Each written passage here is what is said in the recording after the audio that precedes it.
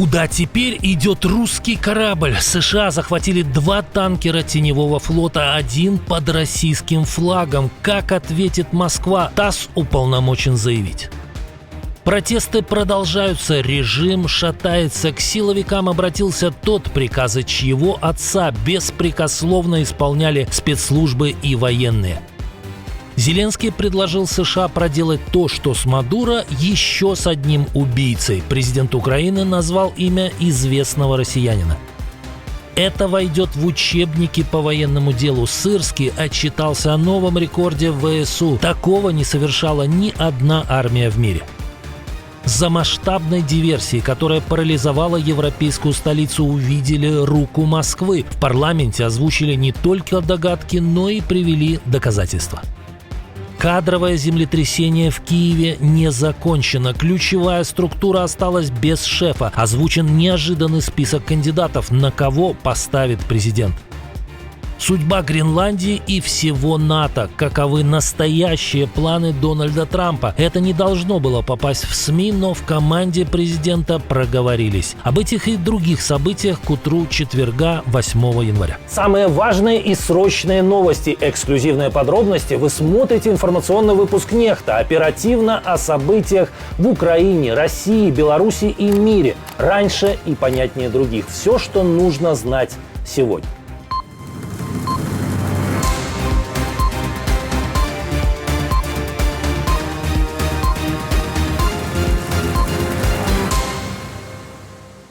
Русский корабль никуда больше не идет по своему желанию. Американцы все-таки провели операцию по захвату теневого танкера «Белла-1». В момент штурма судно находилось между Исландией и Шотландией и шло в сторону российского Мурманска. Факт подтвердило европейское командование вооруженных сил США.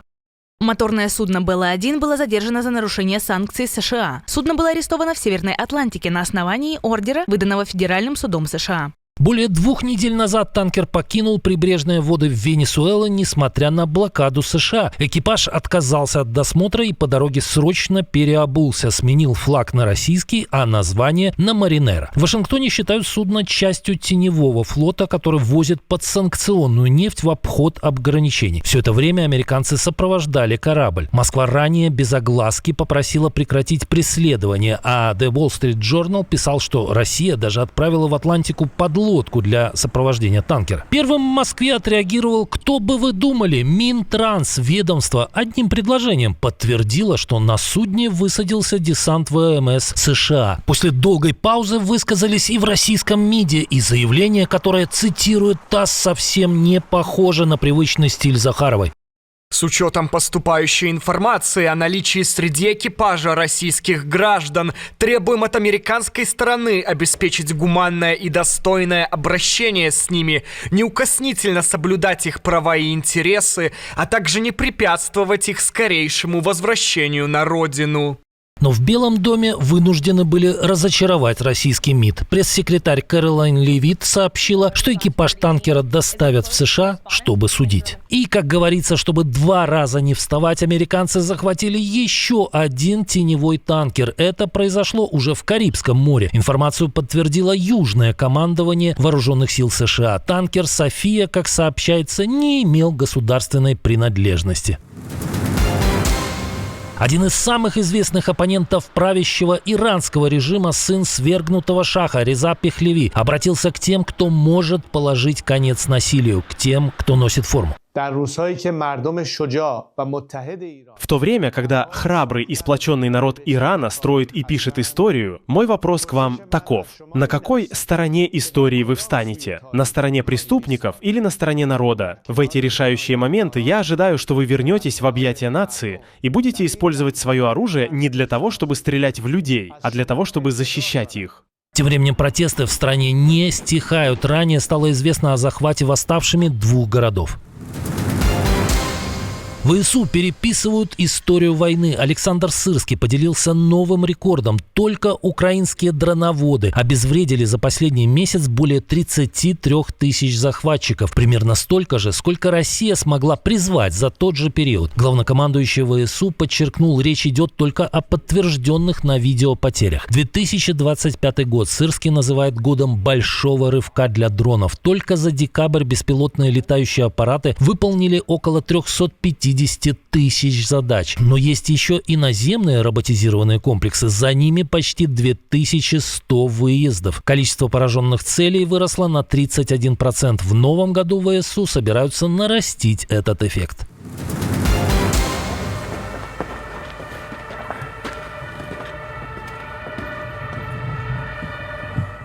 За диверсией, которая почти на неделю оставила часть Берлина без света и тепла, могут стоять не только левые радикалы. Немецкое издание Die Welt пишет о возможном российском следе и приводит неожиданные детали. Пока десятки тысяч берлинцев осваивали навыки уже 4 года, знакомые украинцам, депутат Бундестага от ХДС Родерих Кизеветер обратил внимание на письмо группировки, взявшей ответственность за поджог кабельного моста. По его словам, текст выглядит так, будто его сначала написали по-русски, а потом уже перевели на немецкий. Много ошибок, странные обороты, корявый язык. Либо авторы плохо знают немецкий, либо им подсказывали, что именно писать, считает он. Полиция Берлина эту версию пока отрицает. Замглавы ведомства Марко Лангнер говорит, что расследование четко ведет к немецким радикалам, а признание выглядит подлинным и типичным для левых экстремистов. Но сомнения остаются. Эксперт по искусственному интеллекту Андреа Шлютер уверена, некоторые формулировки явно не немецкие по происхождению.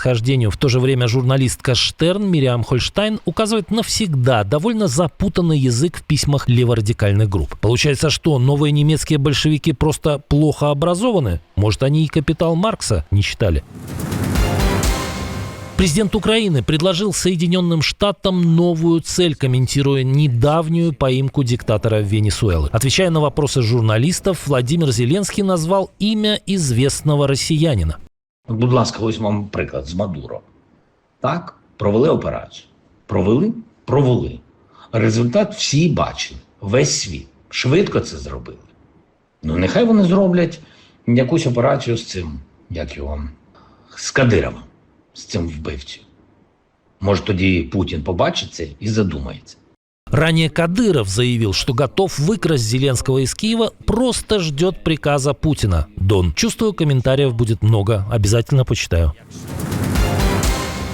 Президент Франции Эммануэль Макрон заявил, что не исключает переговоров с Владимиром Путиным уже в ближайшие 2 недели. Об этом он сказал в эфире «Франс 2». По словам Макрона, формат контактов сейчас перестраивается, а сами события должны организовываться в краткосрочной перспективе. При этом французский лидер сразу обозначил красную линию. Мир в Украине не должен выглядеть как капитуляция. Мы хотим мира, но не любой ценой, подчеркнул Макрон, добавив, что поддержка Украины в обороне остается безусловной. В Вашингтоне проговорились. Дональд Трамп действительно хочет заполучить Гренландию, но не захватить, а купить. Об этом на закрытой встрече с конгрессменами обмолвился Марко Рубио. По словам госсекретаря, жесткая риторика нужна Трампу, чтобы надавить на Данию и втянуть ее в переговоры. Как сообщает The Wall Street Journal, Рубио признался, что речи о скором вторжении нет. Цель – сделка. Но вопрос о применении силы прозвучал прямо, и Белый дом его не закрыл. Публичная администрация оставляет военный вариант на столе. Пресс-секретарь Белого дома заявила, что Гренландия – приоритет нацбезопасности США в Арктике, и президент рассматривает ряд вариантов. Среди них прямая покупка острова или соглашение о свободной ассоциации по модели Микронезии и Маршалловых островов. Это означает защиту и деньги от США в обмен на свободные действия американских военных. Сам Рубио подчеркивает, Трамп любит сделки и сначала пойдет именно этим путем.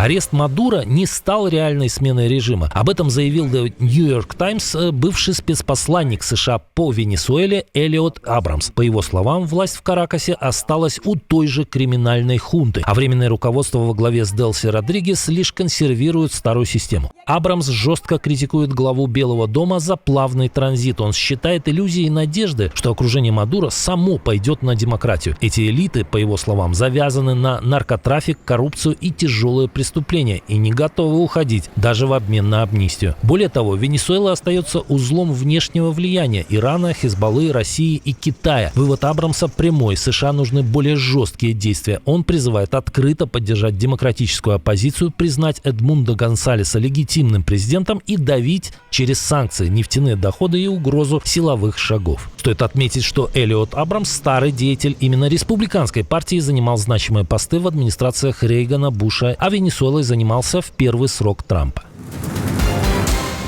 Кадровое цунами, устроенное в последние дни Владимиром Зеленским, не улеглось. До сих пор не ясно, кто возглавит СВР Украины. И список кандидатов неожиданный. По данным РБК Украина, речь идет о 3 принципиально разных фигурах под разные сценарии работы СВР. Среди вариантов Дмитрий Кулеба, как ставка на дипломатию через инструменты разведки, а также Андрей Белецкий, командир 3-го армейского корпуса. В его случае СВР могла бы превратиться в украинский Моссад с жестким наступательным форматом и операциями далеко за пределами страны. В списке остается и Василий Малюк, долгое время возглавлявший СБУ. Ранее он отказывался от этого поста, но теперь ситуация могла измениться. Если выбор пойдет на него, акцент СВР сместится на асимметричные операции. Окончательное решение, по данным издания, Зеленский примет после личных встреч с кандидатами.